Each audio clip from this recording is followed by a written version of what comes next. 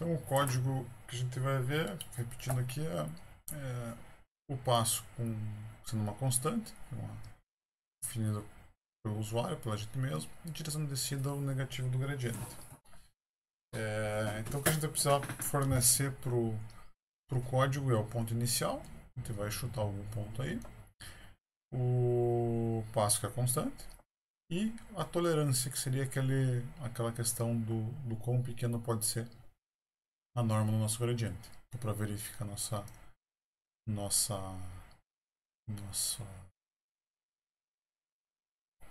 critério de descida. Tá? Então, como é que ele começa aí o nosso algoritmo? Então, basicamente, o que ele vai fazer?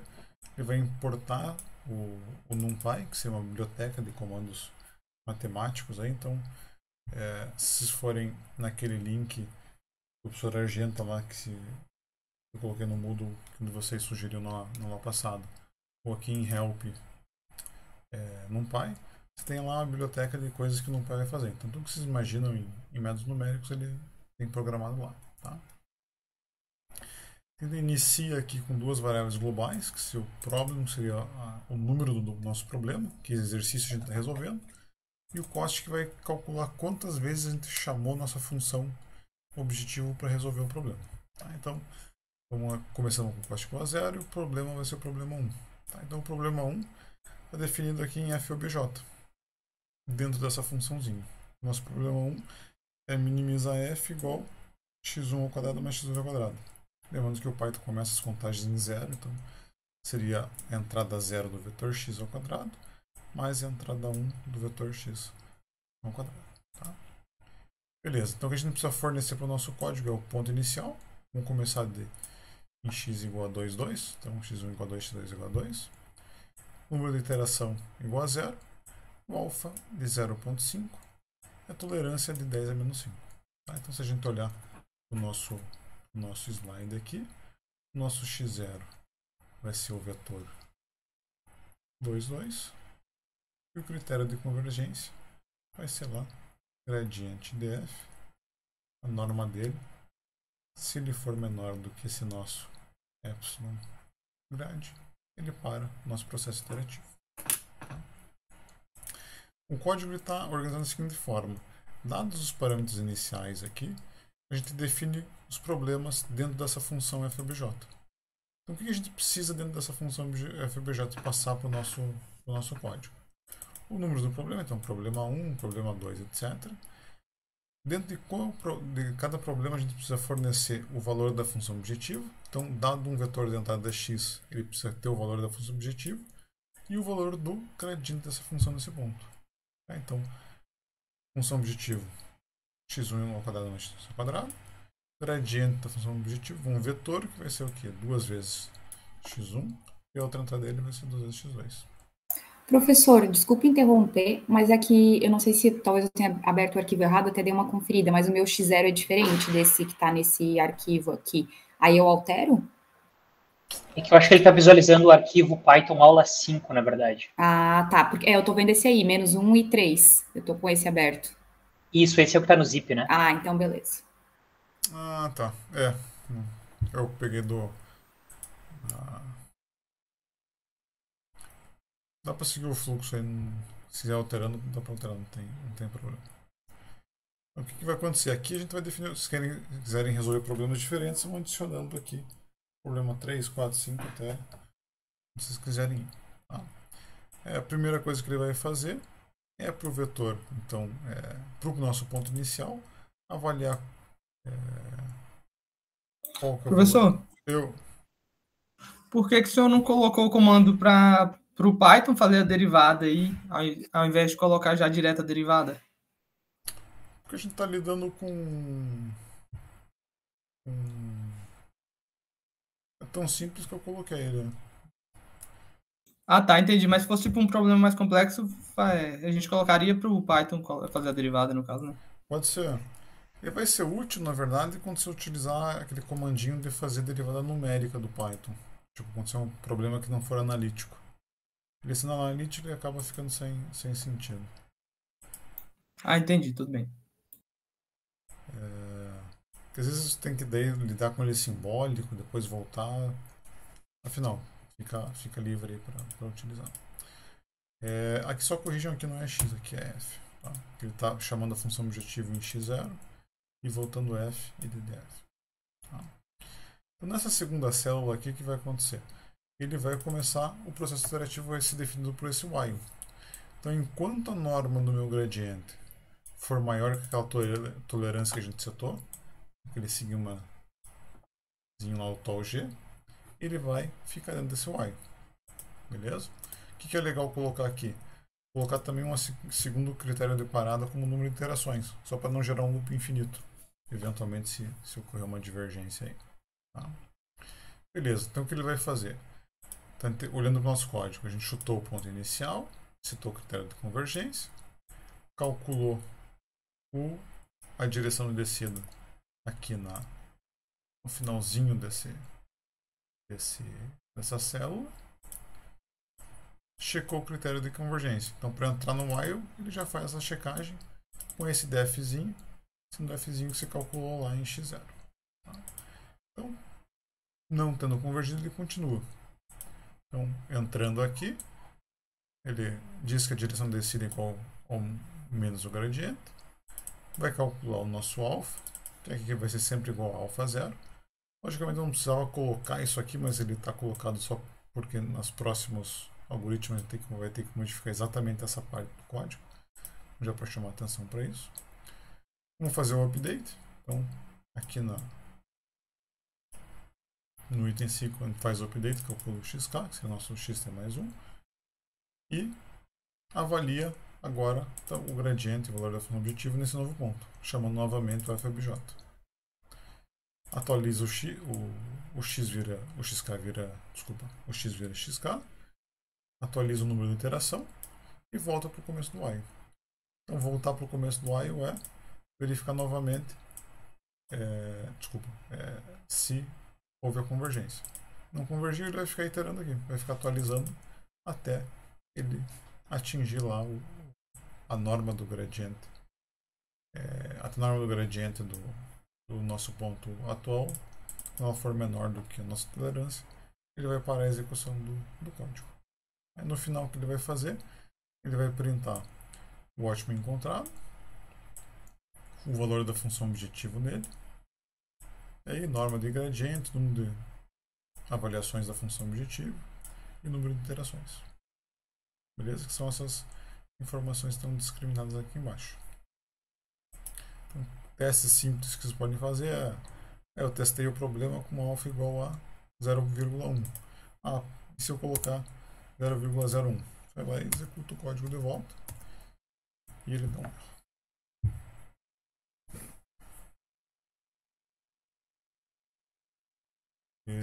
Por isso que o x não está dando problema lá. Tá.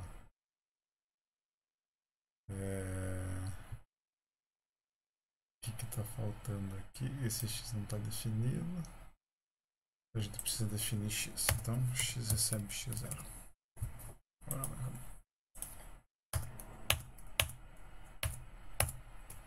Então, diminuiu o valor lá do meu tamanho de passo. Eu fui de 700 chamadas de função objetivo para 6.600. Então você vê que o troço fica aí parecendo um heurístico de tanta chamada de função objetivo que ele dá. Tá? Só para o código funcionar, coloquem essa linhazinha aqui que faltou.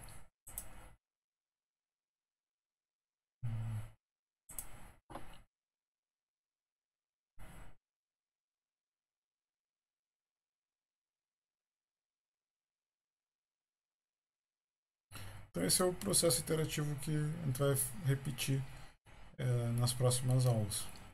Então o que a gente vai fazer é melhorar esse cara aqui, o tamanho do passo, e melhorar o método de cálculo da direção de descida. Beleza? Tem alguma perguntinha, dúvida do código?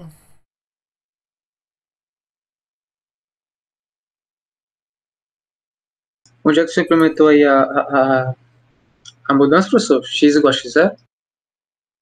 Bem no final da primeira célula aqui.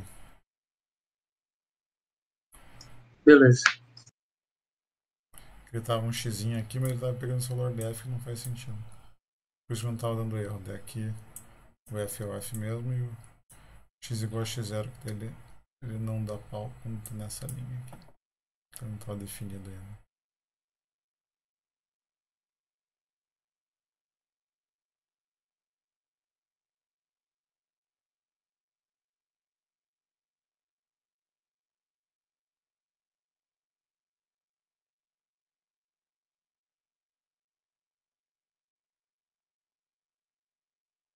Então o que é legal aí? Vocês pegarem funções simples, conhecidas, que tem o hora, por exemplo. Tem funções que estão plotadas para você enxergar o que vocês estão fazendo. E dar uma brincadinha, mudar o ponto inicial, mudar o tamanho do alfa, aumentar, diminuir. E pegar o feeling do que está acontecendo. Tamanho do critério de convergência, aqui da norma do gradiente. E ver se o algoritmo consegue descer. Tá? Essa plataforma aqui do Jupyter Lab a gente vai usar para os trabalhos em sala aqui. Ela acaba sendo um pouquinho mais didática por ser dividida em célulazinhas e tal. Mas o debug dela é meio ruinzinho. E ela é lenta também, né? Então, para gerar o trabalho final, a gente vai usar o Spider, que está lá dentro do Navigator, que fica mais com uma cara de MATLAB, assim, fica um pouco mais eficiente. E o debug fica bem melhor.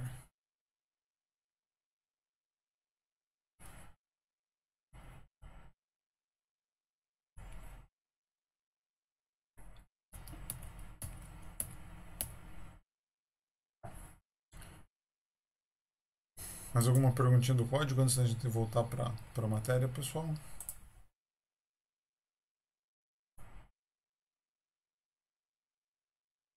Tá tranquilo. Beleza, então vamos lá. Deixa eu mudar a tela aqui.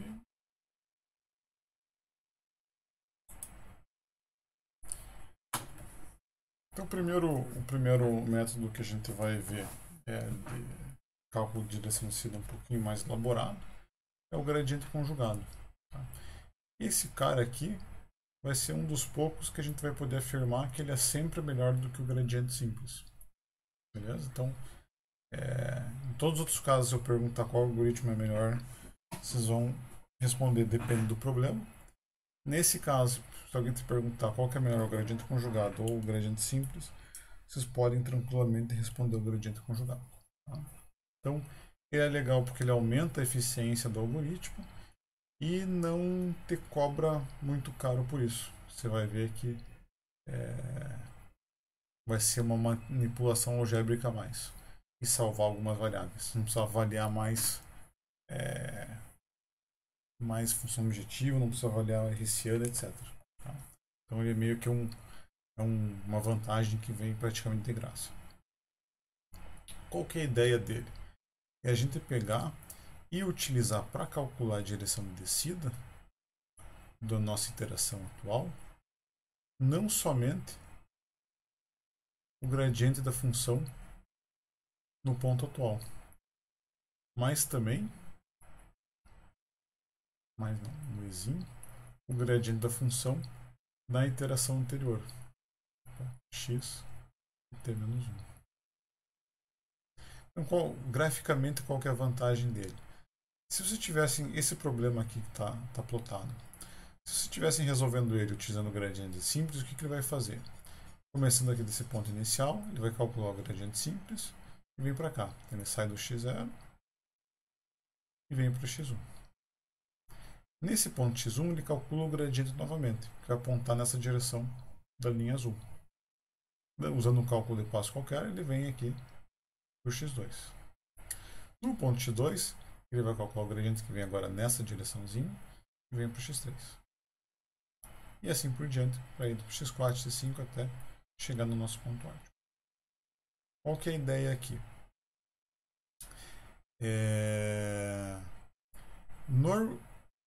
Normalmente, a direção de descida mais eficiente, normalmente em duas iterações consecutivas, o gradiente, em vários casos, vai ser ortogonal um ao outro. Então, notem, Para ver daqui para cá, esse ângulo aqui é quase um ângulo reto. Tá? Então, ao invés de você pegar e vir nessa direção para ir do x1 para o x2 utilizando somente o negativo do gradiente na iteração atual, você vai combinar essa direção com essa e ter essa direção mais esperta aqui. Beleza? Então ele tende a cortar diagonalmente entre essas direções ortogonais de descida que vão ser geradas a partir do gradiente simples. Na figura do lado também algo similar. O verdinho é o gradiente simples, então notem que o ângulo entre essas linhas é aproximadamente ortogonal. E o que o gradiente conjugado faz? Ele combina essa primeira direção inicial com a direção da segunda iteração e vai meio que na direção para o ótimo. Então, se pegarem esses problemas que a gente tem na hora, implementarem o gradiente conjugado com um cálculo de descida descente, não sendo o passo constante, vocês conseguem melhorar bastante a eficiência da busca. Beleza? Então, matematicamente, o que ele faz? Ele vai calcular a direção descida, utilizando o gradiente da iteração atual. Tá? Então, considerem que a gente estava no x0 e veio para o x1. Aqui. A gente tinha esse delta f de xt menos 1. E estamos aqui. Agora ou a gente usa o gradiente simples e vai para lá, ou a gente usa o gradiente conjugado e pega essa via expressa aqui para o ótimo. Então, como é que ele vai calcular essa direção de descida que é essa via expressa para o ótimo? Ele vai combinar o gradiente da iteração atual, que seria essa direção aqui, o delta f de xt, com o delta f da iteração anterior. Tá? Então, basicamente, você vai ter o gradiente da iteração atual mais beta, que é essa constante aqui que a gente já vai dar uma olhada nela, vezes a direção da descida da iteração anterior. Tá? Então, o que você tem que fazer? Você tem que salvar o d da direção anterior e calcular esse beta para implementar o gradiente conjugado. O que é o beta? É a razão da norma dos gradientes da iteração atual e da iteração anterior ao quadrado. Tá? Então você calcula uma direção de descida bem mais eficiente, simplesmente salvando a direção de descida da iteração anterior e salvando o gradiente da iteração anterior. Beleza? Então você salva dois vetores, faz essa continha algébrica aqui e ganha eficiência. Por isso que o custo que você tem é praticamente nulo e você tem um benefício que vem praticamente de graça. Beleza? Então a implementação dele é bem tranquilona. Se a gente olhar para um novo algoritmo de otimização, aonde que você vai ter que alterar? Tá? Então o primeiro passo continua igual, o segundo, o terceiro igual. Você vai ter que modificar a tua direção de descida. Então se a gente olhar para o nosso código ali, onde que a gente vai ter que modificar? Vamos ter que modificar essa linha aqui. O D, ao invés de ser igual a menos o gradiente, ele vai ser igual a menos o gradiente mais beta D da iteração anterior. Beleza? Então essa equaçãozinha aqui você vai ter que incluir nessa regiãozinha aqui e vai ter que salvar também o D da iteração anterior. Como você não vai mexer no D, você pode simplesmente reaproveitar ele aqui em cima. Então você vai pegar e calcular o beta, você vai salvar o gradiente das duas iterações e calcular esse beta. E incluir o D na fórmula desse lado da equação. Deve funcionar sem problemas. Então, modificado essa parte do código, o resto fica igual. E vocês conseguem medir bem a eficiência do algoritmo. Não vai surtir muito efeito se o tamanho do passo for esse constante. Tá? Porque o custo desse constante já é muito alto. Mas se tiver qualquer um daqueles outros métodos que a gente viu, o ganho em eficiência vai ser bem acentuado. Beleza? Ô, professor, Pode falar. desculpa se tiver meio barulho, porque eu não estou em casa, mas só para ver se eu entendi direito. Quando é feita essa razão dos módulos, se a gente tiver, por exemplo, 3 variáveis de projeto, x, y e z, a gente faz o x de t dividido pelo x de t menos 1, e esse valor ao quadrado. E a gente trabalha linha a linha desse vetor, e não uma operação matricial. Peraí. Me afoguei sozinho aqui. Não, notem que tem essa norma aqui, ó. Vai ser norma do gradiente no ponto atual, norma do gradiente no ponto anterior. Norma do gradiente vai virar um escalar. Então, escalar sobre escalar ao quadrado. Ah, tá. É porque, na verdade, eu estava meio com uma similaridade com Newton-Raphson, que daí é a matriz jacobiana vezes o inverso da hessiana, que seria. Daí seria uma operação matricial. Daí eu estava em dúvida de como seria essa operação. Mas se é com a norma, é mais tranquilo. Daí é float sobre float. Isso, é bem mais simples.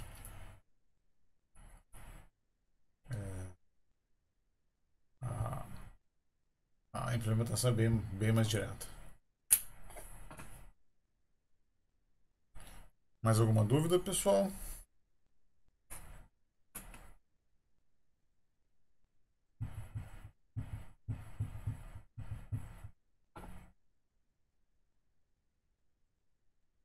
Beleza.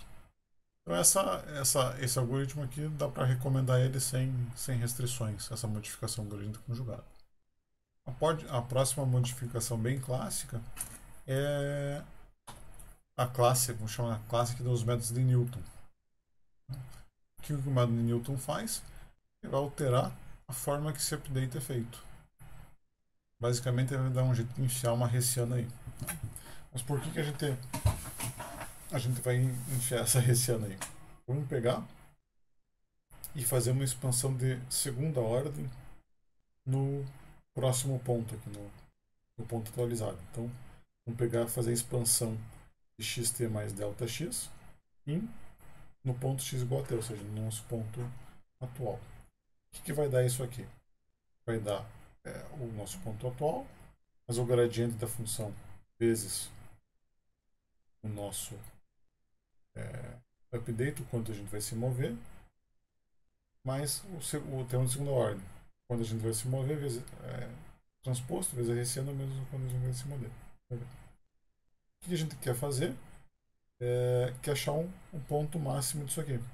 Para achar o ponto máximo, a gente pega e faz a derivada primeira dessa aproximação de Taylor em relação ao nosso ΔX, ao nosso próprio update. Fazendo isso, o que vai sobrar? E igualando a zero. E vai sobrar essa equaçãozinha aqui. Ou seja, o nosso update vai ser igual a menos a inversa da hessiana vezes o gradiente da função no ponto atual. A gente acaba tendo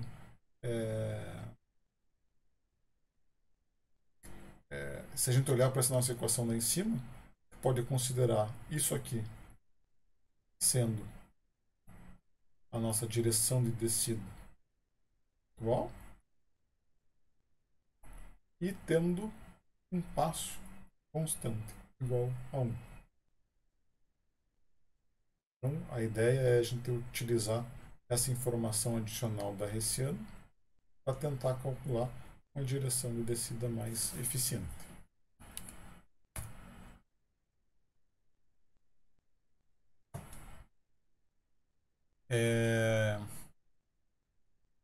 Normalmente, essa versão que está sendo apresentada aqui seria o método de Newton clássico, onde se considera que esse tamanho do passo é unitário e usa essa expressão que a gente encontrou aqui, otimizando a aproximação de segunda ordem de Taylor da função do ponto atual como direção de descida. Tá? Só que isso, normalmente, para não ser por problemas da convexo, tudo bonitinho, pode gerar problemas onde essa direção não é uma direção de descida, ou essa atualização principalmente, desculpa, a direção vai ser de descida. Essa atualização pode gerar um ponto que tem uma função objetiva pior. Tá? Então, o que você vai fazer? utilizar o tal do método Newton modificado, que é simplesmente você incluir um cálculo de tamanho de passo nesse processo. Tá? Então, o que você vai fazer?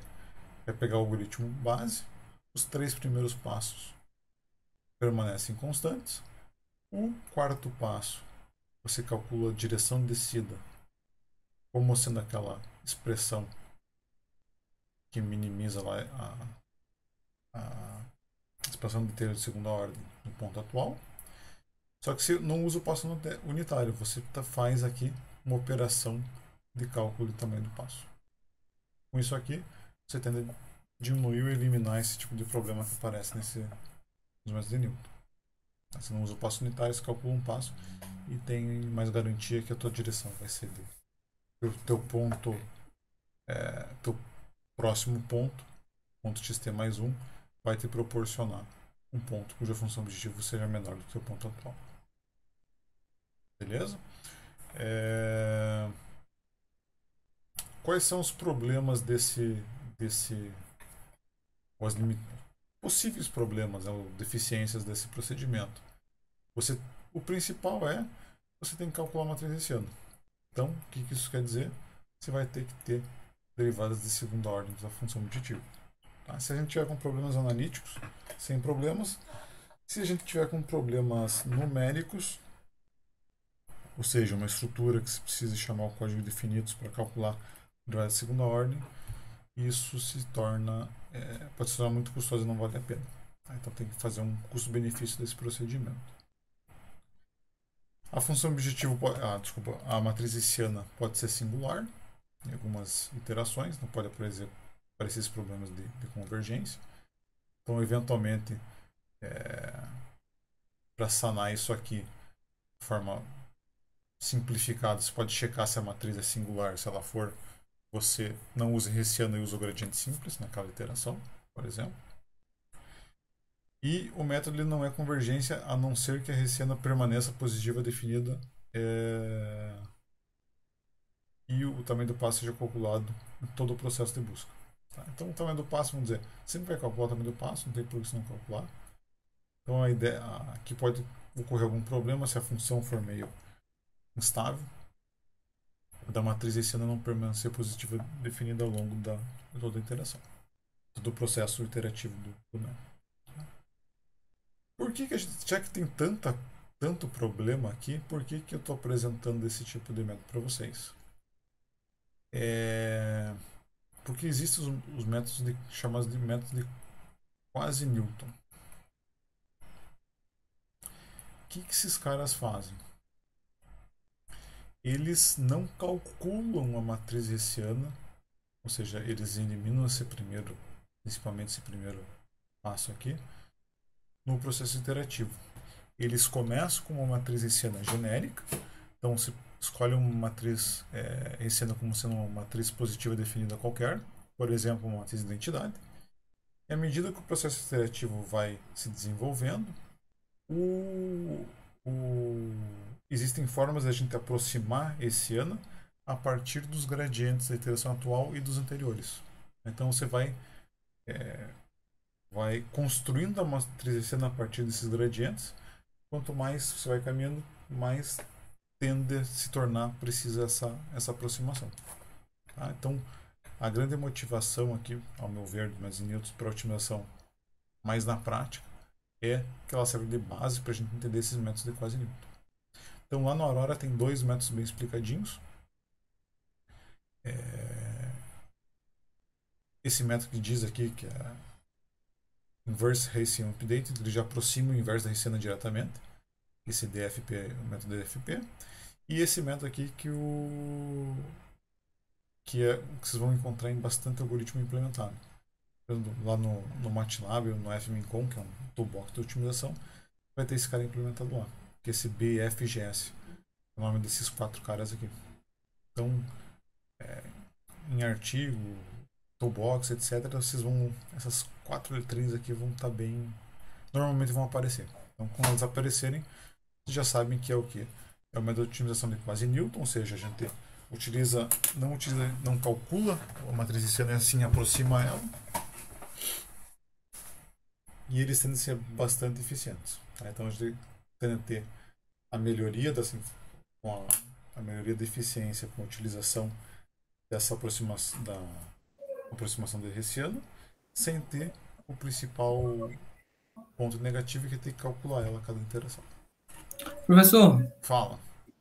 nessa parte, nesse método aí, DFP, você calcula a inversa da hessiana aproximada, é? Isso, E o custo computacional não fica alto, não? Porque calcular a inversa geralmente demanda muito. Não, é que se não calcula, você vai aproximando ela. A implementação desses dois métodos eu vou passar como trabalho para vocês, trabalho final. E o legal dele é assim, se não calcula a hessiana, você vai pegar e vai utilizar a informação dos gradientes para aproximar a hessiana. À medida que o teu método iterativo vai progredindo, você vai tendo mais gradientes, vai utilizando esses caras para aproximar a tua hessiana melhor. Então você nunca chega a calcular uma matriz hessiana de verdade. Por isso que eles chamam o método de quasi-Newton. O quase aqui é porque você não calcula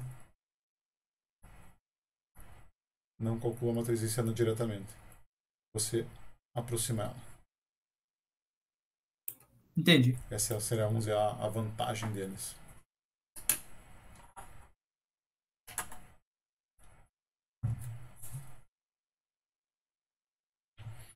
Perguntinhas, dúvidas, pessoal?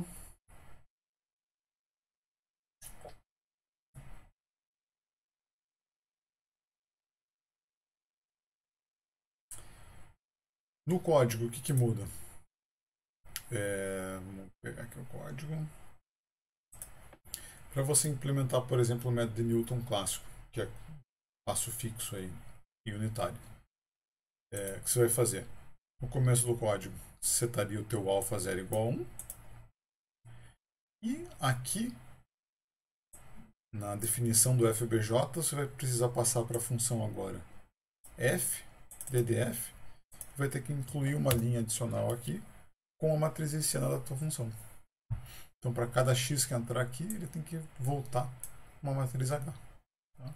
Então, logicamente, você vai ter que fazer essa matriz voltar aqui, um vírgula H. Vai ter que ter um vírgula H aqui.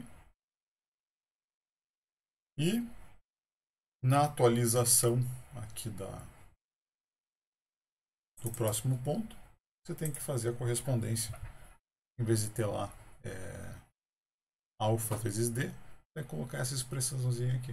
Ou, desculpa, quer dizer que o teu d, calculado aqui em cima, é igual a menos h, inverso de menos h vezes o gradiente de f no ponto atual.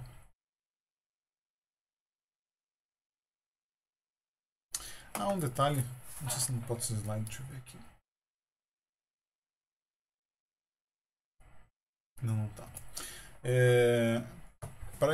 Para efeito de eficiência computacional, notem que vocês não precisam inverter, que a matriz hessiana para problemas grandes pode ser custoso.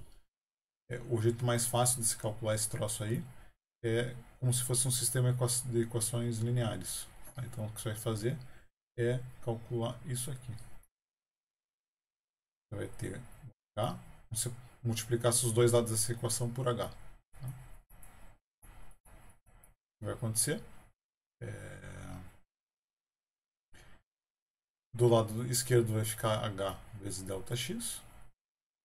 E do lado direito vai ficar H vezes a inversa dele, vai ser igual a matriz de identidade. Vai virar a matriz de identidade vezes o vetor do gradiente, vai sobrar só o vetor do gradiente.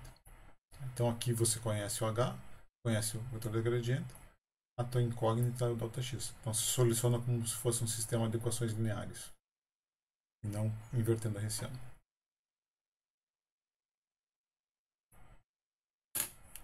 Aí fica mais baratinho computacionalmente e mais estável também.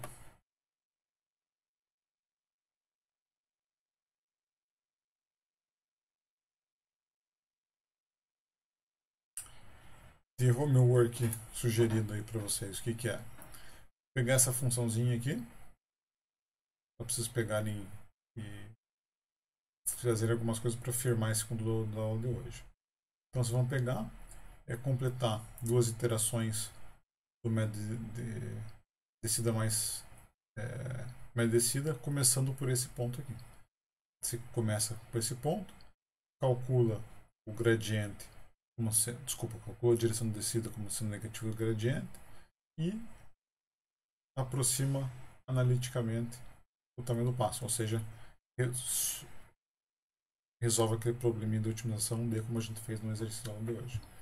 Faz isso, dá o primeiro passo, dá o segundo passo, aí firma bem o procedimento. Aí a segunda modificação, em vez de você fazer a segunda iteração utilizando o gradiente simples, usa o gradiente conjugado como direção de descida e vê se tem algum ganho ou não nesse procedimento. Ver se foi melhor, pior, igual, etc.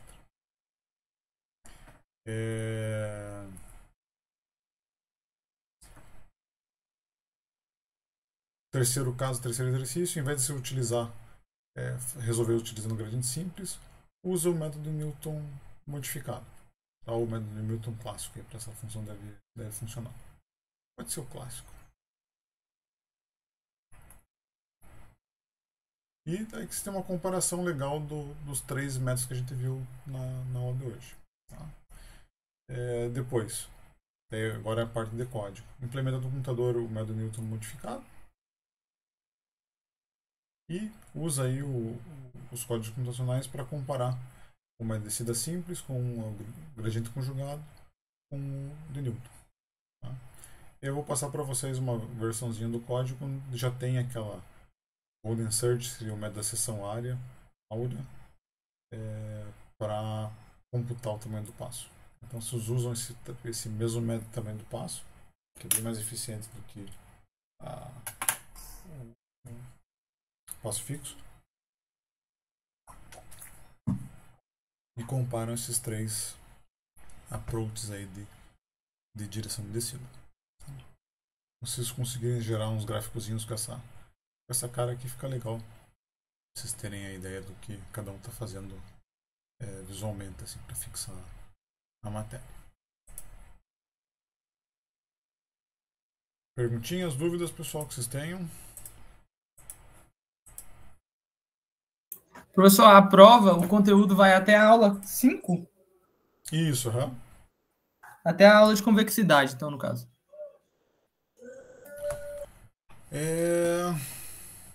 Não, vamos fazer a aula de hoje. Fica melhor, não tem engloba essa parte aqui. Ah, tá, tudo bem. Aí se a gente tiver alguma dúvida, a gente pode mandar por e-mail? Pode sim, lógico. Então tá bom, então. Mais alguma perguntinha, pessoal, das aulas passadas? Fiquem à vontade aí. Professor, Pode falar. eu tô com uma dúvida no exercício, na tarefa sugerida da aula 4. Otimização com restrições. Na verdade, são duas dúvidas. A primeira delas é como montar o Lagrangiano. Como tem duas restrições de desigualdade, então eu queria saber se vão aparecer duas variáveis U e duas S, é isso? Isso, Deixa eu ver se eu consigo abrir o slide aqui, fica mais fácil de mostrar. Na aula 4 você falou, né? Isso. Tá. Eu fiz esse exercício e eu gostaria de compartilhar aqui minha tela com os colegas, aí eu aproveitar para compartilhar a minha dúvida também, que é sobre esse exercício. Beleza.